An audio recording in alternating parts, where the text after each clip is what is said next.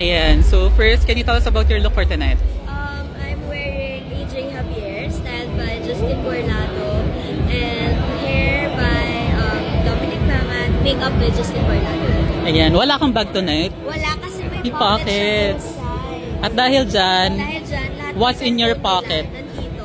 Lahat ng phone nila kanina nandito. So mga 6 phones yung nasa bulsa ko kanina. Kasha? Ngayon, akin na lang.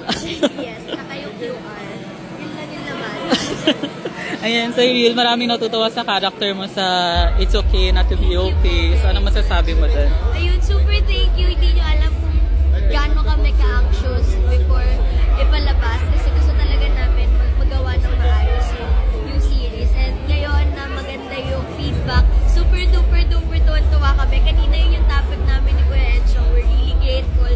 Hindi namin na-expect na ganito i-welcome yung characters namin especially. So thank you po. Inaral mo talaga yung character niya from the series?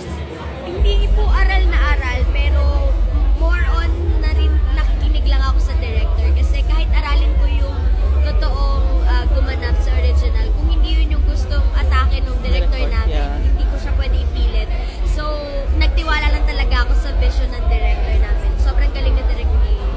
Thank you so much.